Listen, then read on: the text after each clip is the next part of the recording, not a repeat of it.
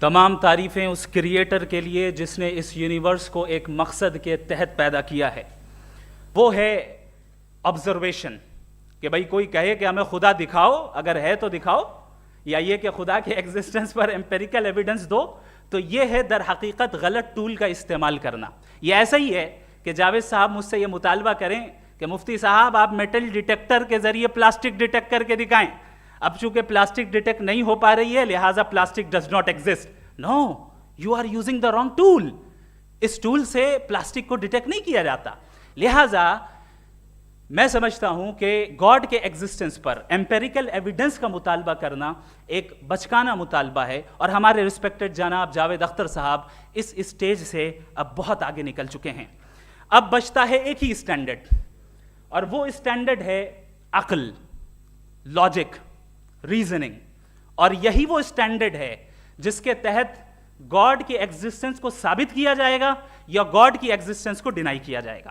لیکن چونکہ یہ بہت امپورٹنٹ اور سینسٹیو ٹاپک ہے، اس لیے لاجیکل آرگیومنٹ بھی ایسا ہونا چاہیے جو ڈیفینیٹو ہو، انڈیفینیٹو نہ ہو، جو 2 اور 2 4 کی طرح بالکل واضح ہو، جسے لاجیکلی ریجیکٹ کرنا پاسبل نہیں ہو.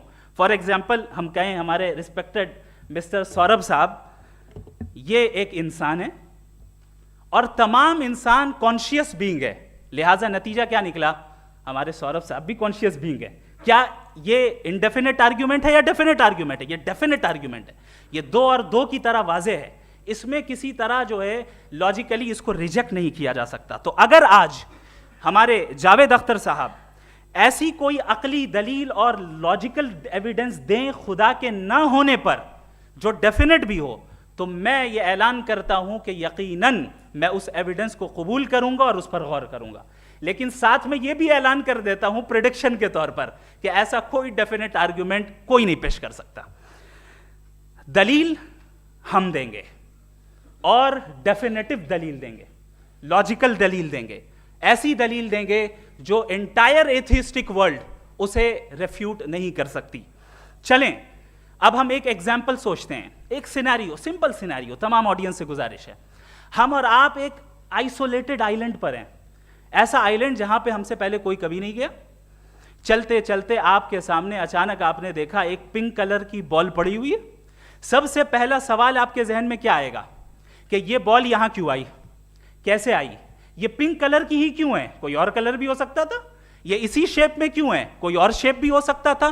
نیچرلی آپ اس طرف پہنچیں گے کہ کوئی نہ کوئی ہے جس نے ان اسپیسیفک پراپرٹیز کے ساتھ اس بال کو بنایا ہے اور یہاں پہ رکھا ہے. چونکہ آپ جانتے ہیں کہ یہ جو بال ہے اس کا ایگزسٹ کرنا ضروری نہیں ہے.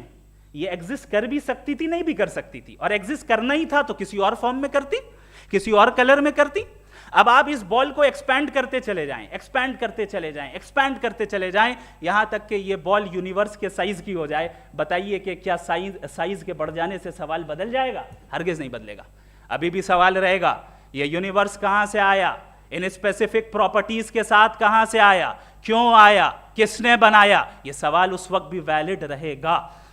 لیکن یہ سوال اگر ہم جناب جاوید اختر صاحب سے کریں تو چونکہ ان کا ورلڈ ویو ایتھیسٹک ہے، اور صرف ان کا نہیں، مطلب جتنے بھی ایتھیسٹ ہیں اور ایتھیسٹک ورلڈ ویو کو رکھنے والے سے اگر آپ یہ سوال کریں کہ یہ یونیورس کہاں سے آیا، تو ان کا جواب یا تو آرگیومنٹ فرام اگنورینس ہوگا یا ڈوگمیٹک ہوگا. یا تو یہ کہیں گے کہ مجھے نہیں پتا کہ یہ کہاں سے آیا لہٰذا گاڈ ڈز ناٹ ایگزسٹ، یہ آرگیومنٹ فرام اگنورینس ہے.